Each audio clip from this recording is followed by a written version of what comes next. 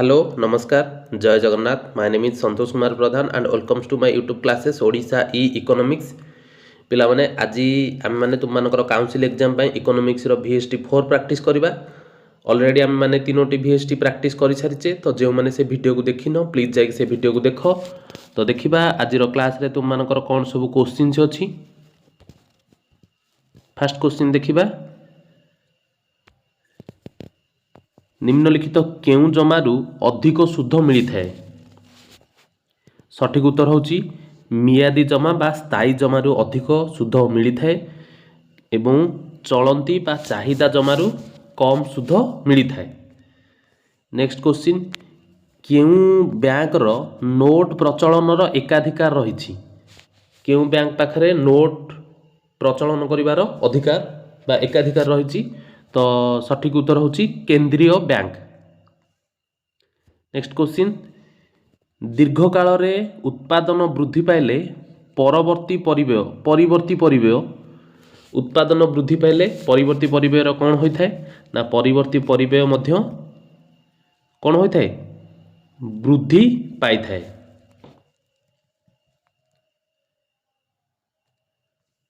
Next question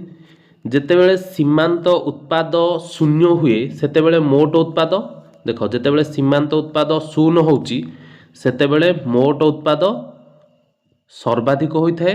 एवं जेतेबेले सीमांत उत्पाद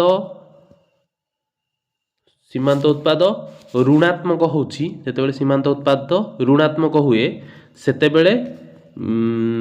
मोट उत्पाद ह्रास पाए एवं जेतेबेले सीमांत उत्पाद ह्रास पाए मोट उत्पाद वृद्धि पाए। तापरे नेक्स्ट क्वेश्चन देखिबा लुण क्षेत्र रे चाहिदार स्थितिस्थापक कौन। लुण क्षेत्र रे चाहिदार स्थितिस्थापकता होची अस्थितिस्थापक जार इलास्टिसिटी ऑफ डिमांड रो वैल्यू होची 0 एवं आमर चाहिदार स्थितिस्थापकतार मूल्य होची इनफिनिटी चाहिदार रेखार आकार होची उल्लंब बा वर्टिकल। नेक्स्ट क्वेश्चन खर्च योग्य आय किपरि मिलता है। खर्च योग्य आय किपरि मिलता है खर्च योग्य आय पाइबार गोटे फॉर्मूला अच्छी से फॉर्मूला कौन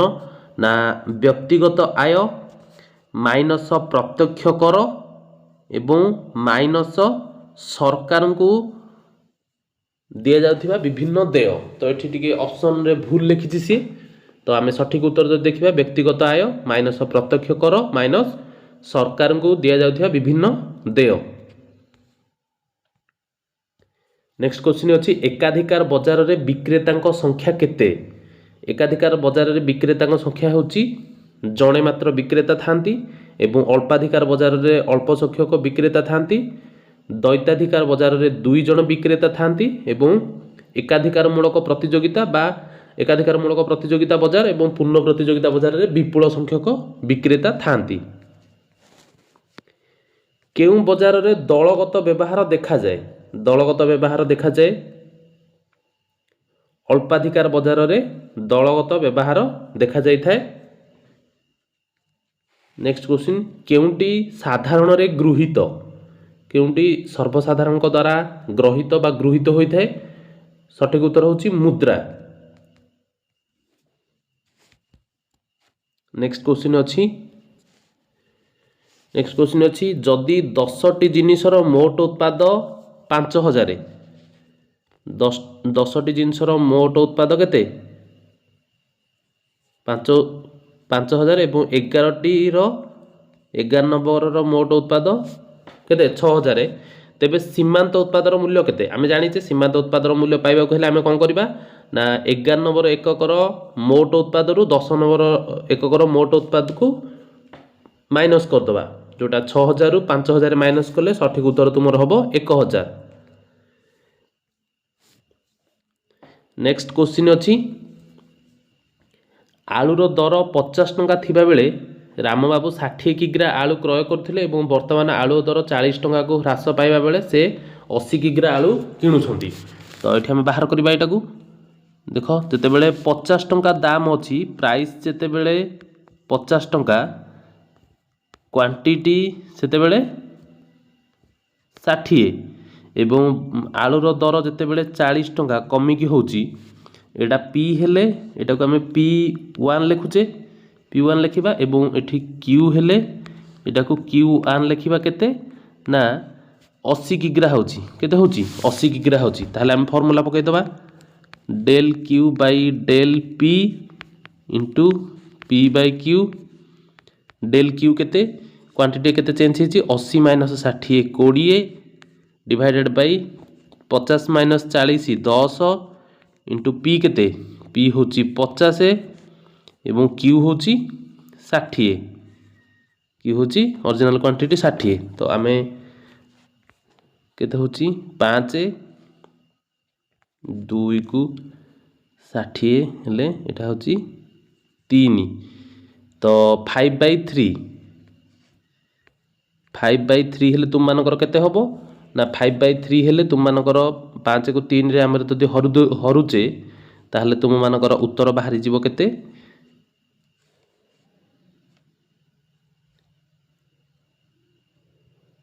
1.6 समथिंग बाहरिबो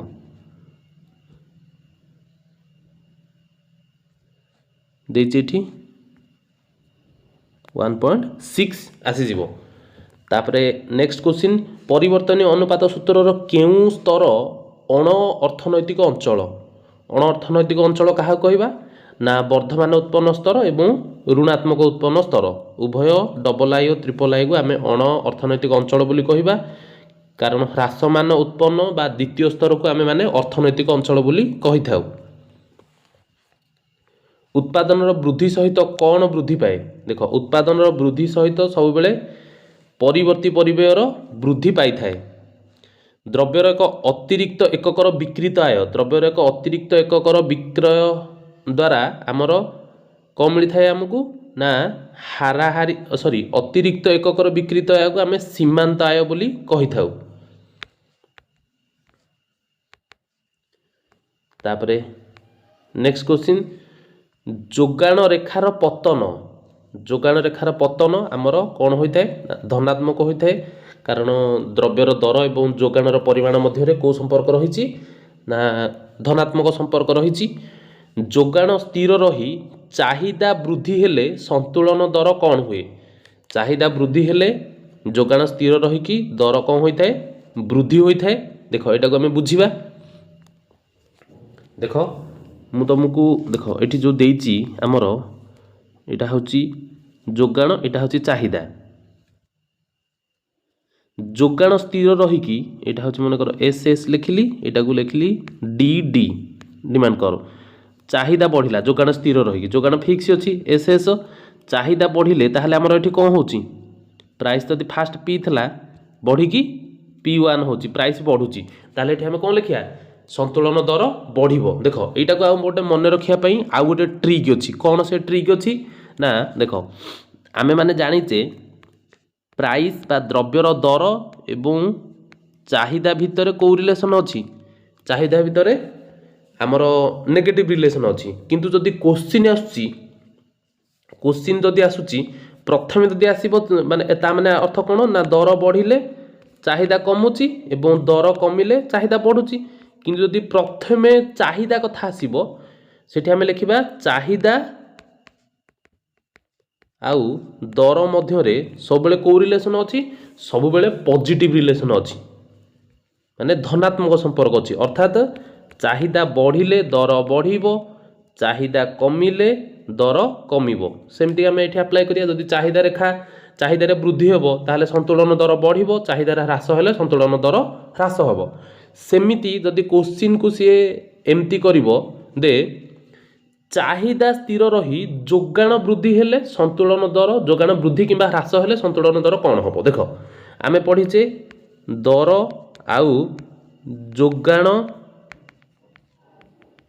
जोगाण भितर को रिलेशन अछि ना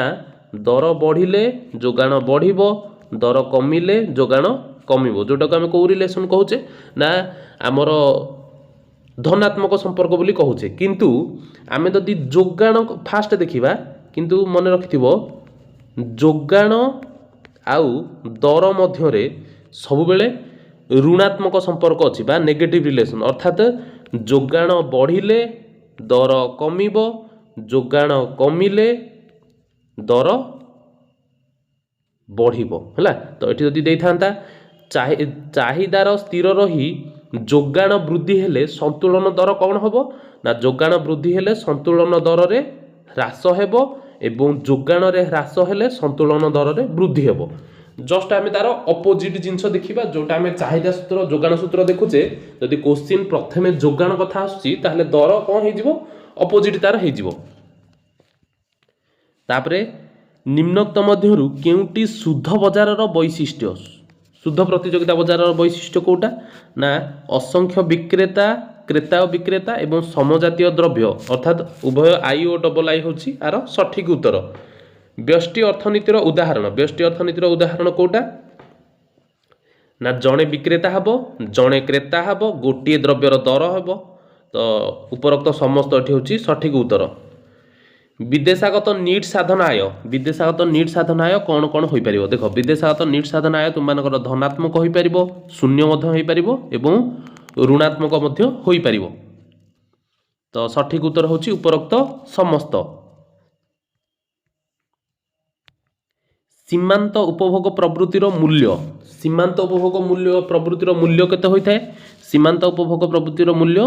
एक ठारू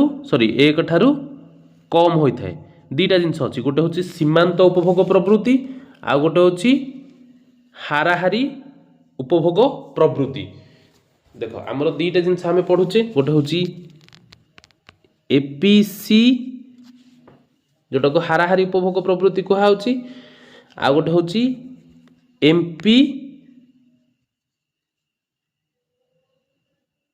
एमपीसी जोटा को सीमांत उपभोग प्रवृत्ति बोली कहुच्छी। तो आ गोटे एथरे जिनस अच्छी एपीसी गोटे कॉन्सेप्ट आ गोटे अच्छी एपीएस आ गोटे एठी एमपीसी अच्छी आ गोटे एठी अच्छी एमपीएस। तो एपीसी प्लस एपीएस मिसिकी इज इक्वल टू 1 हबो एवं एमपीसी प्लस एमपीएस मिसिकी इज इक्वल टू 1 हबो। तो दीटा जदि मिसिकी 1 होची ए जो सीमांत उपभोग प्रवृत्ति एटा होची एमपीसी। तो जदि एमपीसी आ एमपीएस दीटा को मिसिकी 1 होची तो केवल एमपीसी कथा जदि से पचारुची सीमांत उपभोग प्रवृत्ति कथा तो एटा कौन हबो ना एटा एक ठारू कम हबो। तो एटा को आमे कौन कहिया एटा को आमे कहिया एपीसी होची हाराहारी उपभोग प्रवृत्ति एपीएस होची हाराहारी संचय प्रवृत्ति एवं एमपीसी होची सीमांत उपभोग प्रवृत्ति एमपीएस होची सीमांत संचय प्रवृत्ति। तापरे नेक्स्ट केउ बजेट स्फीतिकारी अर्थात केउ बजेट मुद्रास्फीति सृष्टि करथाए। तो सठिक उत्तर एठी होची नियंटिया बजेट मुद्रास्फीति सृष्टि करथाए किंतु केउ बजेट मुद्रास्फीति को नियंत्रण करथाए बळका बजेट। तापरे तुम मानकर 2 मार्क्स क्वेश्चन देखिबा 2 मार्क्स क्वेश्चन रे कोन अछि फास्ट क्वेश्चन देखो फास्ट क्वेश्चन अछि स्थिर परिव्यय कोन स्थिर परिव्यय काहा कहबा ना उत्पादन स्थिर उपादान निमंते जड़े उत्पादनकारी जो परिव्यय करथांती बा जो खर्च करथांती ताको आमे स्थिर परिव्यय बोली कहिबा। तापरे जोगाण रेखा कौन सूचाए ना द्रव्यर दर एवं जोगाणर परिमाण मध्य थिबा धनात्मक संपर्क को जोगाण रेखा सूचाई थाए अर्थात द्रव्यर दर बढ़िले जोगाणर परिमाण बढ़े एवं द्रव्यर दर कमिले जोगाणर परिमाण कमी थाए। दाम रहित प्रतियोगिता एमती किछि क्वेश्चन राही। बजार दर रे नीट घरोई उत्पादर सूत्र बजार दर रे नीट घरोई उत्पाद को आमे कौन कहिया ना नेट डोमेस्टिक प्रोडक्ट बजार दर होची कोन एमपी। तो एटा को आमे बाहर करिया पई आमे एथुरु बहुत सारा फार्मूला यूज करि परिया। देखो केमितिका ना आमे जदि नेट कॉन्सेप्ट रु जाउचे ताहले आमे कौन करिबा ना जीडीपी एमपी माइनस एठी लिखि परिया डेप्रिसिएशन ताहले हमको मिल जियो कोन ना मोट घरोई उत्पाद रु जदि अवक्षय जनित पाउना को आमे फेडुचे माइनस करूचे हमको नीट घरोई बजार दर रे नीट घरोई उत्पाद मिल जिवो। सेमिति आमे जदि नेट प्रोडक्ट कॉन्सेप्ट रखी डोमेस्टिक कॉन्सेप्ट रु जाउचे ताहले आमे एठी कोन करि परिबा आमे एठी करि परिबा ना एटा को आम करिपरिबा N N P M P net national product minus N F I A अर्थात जोटा कह ना एटा कह नेट नेशनल प्रोडक्ट हेले नीट जातीय उत्पाद बजार दर रे नीट जातीय उत्पाद माइनस विदेशागत नीट साधन आय एटा भी गोटे फर्मुला हो पार सेमती आउ गोटे फर्मुला तार अच्छी आउ गोटे फर्मुला तार कौन अच्छी ना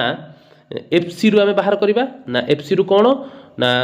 एनडीपी एमपी बाहर करुचे अर्थात नीट बजार दर नीट घर उत्पाद बाहर करचे तो सेठी आम कौन करिपरिबा ना NDP FC FC plus N I T ताहले आम कौन पाई ना जदि आम उत्पादन व्यय नीट घर उत्पाद सह आमर नीट परोक्ष कर को जोग करवा ताहले आम माने बजार दर रे नीट घर उत्पाद पाई परिबा। चलंती जमा कौन चलंती जमा आम माने पढ़ीचे तो जो जमार उत्पादनकारी जेकोसी समय रे टंका उठाई पारिबे एवं टंका रखी पारिबे मध्य ताकू आम चलंती जमा बोली कहिबा। तापर नेक्स्ट क्वेश्चन देखिबा। नेक्स्ट क्वेश्चन होची फीस फीस कौन ना फीस होची एपरि एक देय जहा बदल रे फीस प्रदानकारी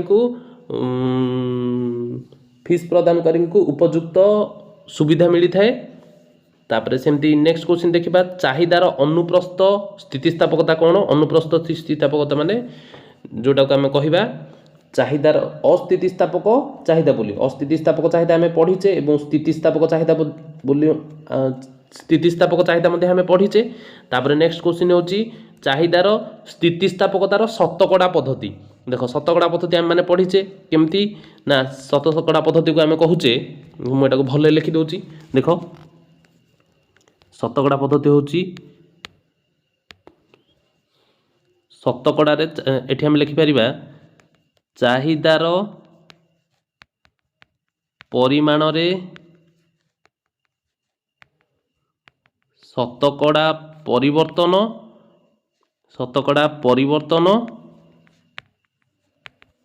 डिवाइडेड बाय द्रव्यर दर रे शतकड़ा परिवर्तन द्रव्यर दर रे शतकड़ा परिवर्तन। तापर नेक्स्ट लिखिबा नेक्स्ट कौन लिखिबा जो एटा को लिखिले आम चाहिदार परिमाण शतकड़ा परिवर्तन एटा को आम केमती मेजर करिया del Q by Q into 100 divided by del p by p into 100 तो 100 को 100 दीटा को कटि गले नेक्स्ट आम कौन लिखिबा नेक्स्ट लिखिबा del Q by Q into तले जो कनसेप्टा थिला सेटा को आम उल्टेक लिखिपर कौन लिखिपर पी बाई डेल पी तापर जो दीटा को जो डेल दीटा को गोटे पट साइड में रखी दूची तो del Q by del P into P by Q आगुरु नेगेटिव साइन रहिबो जोटा कि हमर दीटा को द्रव्यर दर चाहिदार परिमाण मध्य रे दीटा वेरिएबल भितर इनवर्स रिलेशन को शो करुची तो यहाँ हूँ चाहिदार स्थितिस्थापकतार शतकड़ा पद्धति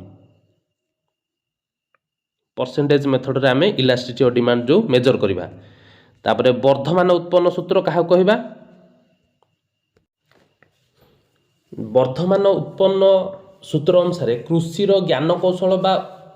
जो आम टेक्नोलोजी अच्छी सेटा कृषि ज्ञान कौशल स्थिर रही एक निर्दिष्ट परिमाणर स्थिर उपादान सहित अधिकरु अधिक परिमाणर परिवर्ती साधन व्यवहार कले उत्पादन प्रथम स्तर रे उत्पादन वृद्धि हुए तापरे धीरे धीरे उत्पादन ह्रास पाइबार लगे जहाँफल मोट उत्पाद सीमांत उत्पाद एवं हाराहारी उत्पाद प्रथमे वृद्धि पाई थाए पर स्थिर उपादान क्षमता अधिक और परिवर्ती साधनर परिमाण कम थिबारु मोट उत्पन्न वर्धित हार रे वृद्धि पाइबार लागि थाए। तेणु द्वितीय स्तर को विवेकी उत्पादन निष्पत्ति स्तर बोली मध्य कहा जाए एवं प्रथम स्तर रे आमर वर्धमान उत्पन्न सूत्र कार्य करि थाए ଏବଂ ବର୍ଦ୍ଧମାନ ଉତ୍ପନ୍ନ ସୂତ୍ର କାର୍ଯ୍ୟ କରିବାର କାରଣ ଦୁଇଟା ହେଉଛି କ'ଣ ନା ସ୍ଥିର ସାଧନ ଅବିଭାଜ୍ୟ ହୋଇଥିବାରୁ ପ୍ରଥମ ସ୍ତରରେ ମୋଟ ଉତ୍ପନ୍ନ ବର୍ଦ୍ଧମାନ ହାରରେ ବୃଦ୍ଧି ପାଏ ଏବଂ ଉତ୍ପାଦନ ପ୍ରକ୍ରିୟାରେ ପରବର୍ତ୍ତୀ ସାଧନର ବ୍ୟବହାର ବୃଦ୍ଧି ସହିତ ପରବର୍ତ୍ତୀ ସାଧନର ଦକ୍ଷତା ମଧ୍ୟ ବୃଦ୍ଧି ପାଇଥାଏ। ତାପରେ ନେକ୍ସଟ କ୍ୱେଶ୍ଚିନ୍ କ'ଣ ଅଛି? ନେକ୍ସଟ କ୍ୱେଶ୍ଚିନ୍ ଅଛି ସାମଗ୍ରିକ ସନ୍ତୁଳନ କ'ଣ? ଦେଖ ସାମଗ୍ରିକ ସନ୍ତୁଳନ ଆମେ ଏଇଟା ତୁମମାନଙ୍କର କେନ୍ସଙ୍କର ଇନକମ୍ ଡିଟରମିନେସନରେ ପଢ଼ିଛେ। ସାମଗ୍ରିକ ସନ୍ତୁଳନ କେମିତି ହେବ? ଏଇଟା ହେଉଛି ସାମୂହିକ ଯୋଗାଣ ରେଖା, ଏଇଟା ହେଉଛି ସାମୂହିକ ଚାହିଦା ରେଖା, ଦୁଇଟାକ ଯେଉଁଠି ଇକ୍ୱିଲିବ୍ରିୟମ୍ ହେଉଛନ୍ତି ସେଇ ଜାଗାଟାକୁ ଆମେ ସାମଗ୍ରିକ ସନ୍ତୁଳନ ବା ଯେଉଁ ଇକ୍ୱିଲିବ୍ରିୟମ୍ ଆମେ କହୁଛେ ସାମଗ୍ରିକ ସନ୍ତୁଳନ ଯେଉଁଟାକୁ। ତ ଏଇଟାକୁ ଆମେ ଲେଖିପାରିବା ଆରାମସେ। ତାପରେ ନେକ୍ସଟ କ୍ୱେଶ୍ଚିନ୍ ଅଛି ଆଂଶିକ ସନ୍ତୁଳନ। ଆଂଶିକ ସନ୍ତୁଳନ ଆମେ କରିପାରିବା। ଆଂଶିକ ସନ୍ତୁଳନ ହେଉଛି ଆମର ବ୍ୟଷ୍ଟି ଅର୍ଥନୀତିର ଏକ ଅଂଶ ଏବଂ ବ୍ୟଷ୍ଟି ଅର୍ଥନୀତି ଆଂଶିକ ସନ୍ତୁଳନ ଉପରେ ଅଧ୍ୟୟନ କରିଥାଏ। ଆଂଶିକ ସନ୍ତୁଳନରେ ଆମେ ଚାହିଦା ରେଖା ଏବଂ ଯୋଗାଣ ରେଖା ମିଶିକି ଯେଉଁଠି ସନ୍ତୁଳନ ସ୍ଥିର କରିଥାନ୍ତି, ଇକ୍ୱିଲିବ୍ରିୟମ୍ ପଏଣ୍ଟ ଯେଉଁ ଆମର ଅଛି ପୂର୍ଣ୍ଣ ପ୍ରତିଯୋଗିତା ବଜାରରେ ଦର ନିର୍ଦ୍ଧାରଣ କର, ତ ତାର ଉଦାହରଣରେ ଆମେ ଆଂଶିକ ସନ୍ତୁଳନ ବିଷୟରେ ଲେଖିପାରିବା। ଏଠି ଅନ୍ୟାନ୍ୟ ସମସ୍ତ ବିଷୟ ସ୍ଥିର ରହିଥାଏ ଆଂଶିକ ସନ୍ତୁଳନରେ। ତାପରେ ନେକ୍ସଟ ଅଛି ବେସରକାରୀ ଆୟ। ବେସରକାରୀ ଆୟ ପ୍ରାଇଭେଟ ଇନକମ୍ କାହାକୁ କହିବା? ଦେଖ ବେସରକାରୀ ଆୟ କହିଲେ ଘରୋଇ କ୍ଷେତ୍ରରେ ସମସ୍ତ ସୂତ୍ରରୁ ମୋଟ ସାଧନ ଆୟ ଏବଂ ସରକାର ଓ ଅବଶିଷ୍ଟ ବିଶ୍ୱରୁ ଘରୋଇ କ୍ଷେତ୍ରକୁ ପ୍ରଦାନ କରାଯାଉଥିବା ଚଳନ୍ତି ଅନ୍ତରଣକୁ ବୁଝାଏ। ବେସରକାରୀ ଆୟର ଗୋଟେ ସୂତ୍ର ଅଛି। କ'ଣ ସେ ସୂତ୍ର? ନା ନିଟ୍ ଘରୋଇ ଉତ୍ପାଦନରୁ ବେସରକାରୀ କ୍ଷେତ୍ରକୁ ପ୍ରବାହିତ ଆୟ ପ୍ଲସ୍ ରାଷ୍ଟ୍ରୀୟ ଋଣ ବାବଦକୁ ପ୍ରାପ୍ୟ ନିଟ୍ ସୁଧ, ତାପରେ ପ୍ଲସ୍ ବିଦେଶାଗତ ନିଟ୍ ସାଧନ ଆୟ ପ୍ଲସ୍ ସରକାର ଓ ଅବଶିଷ୍ଟ ବିଶ୍ୱରୁ ପ୍ରାପ୍ତ ନିଟ୍ ଚଳନ୍ତି ଅନ୍ତରଣ। ତାପରେ ନେକ୍ସଟ କ୍ୱେଶ୍ଚିନ୍ ଦେଖିବା ତୁମମାନଙ୍କର 3 ମାର୍କସ୍ କ୍ୱେଶ୍ଚିନ୍ ବଜାର ଦର ଓ ସ୍ୱାଭାବିକ ଦର। ଏଇଟା ଆମେ ଅଲରେଡ଼ି ଫାଷ୍ଟ VSTରେ ଡିସ୍କସନ୍ କରିଛେ। ତାପରେ ତୁମମାନଙ୍କର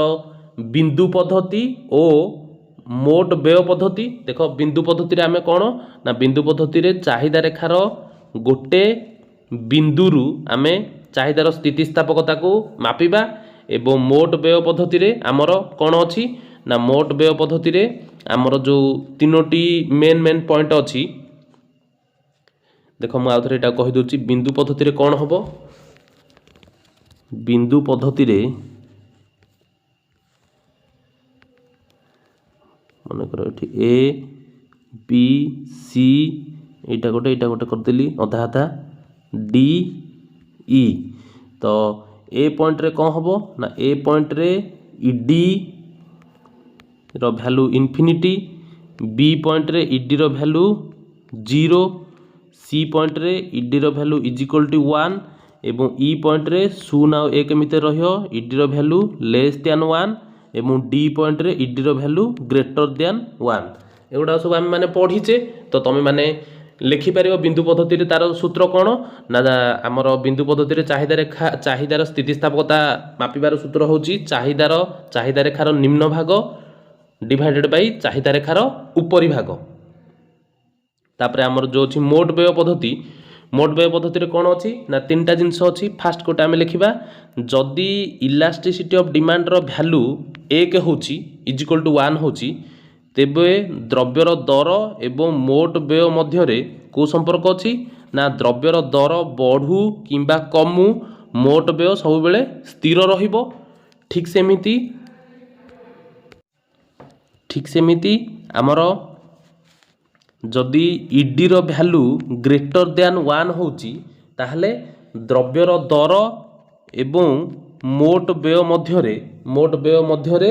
ଆମର ଗ୍ରେଟର ଦ୍ୟାନ୍ 1 ହେଲେ ଦ୍ରବ୍ୟର ଦର ଏବଂ ମୋଟ ବ୍ୟୟ ମଧ୍ୟରେ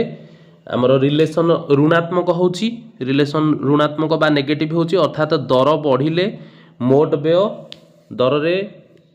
ବୃଦ୍ଧି ହେଲେ ମୋଟ ବ୍ୟୟରେ ହ୍ରାସ ହେବ ଏବଂ ଦରରେ ହ୍ରାସ ହେଲେ ମୋଟ ବ୍ୟୟରେ ବୃଦ୍ଧି ହେବ।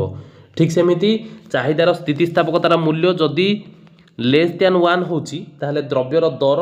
ଏବଂ ଚାହିଦାର ପରିମାଣ ମଧ୍ୟରେ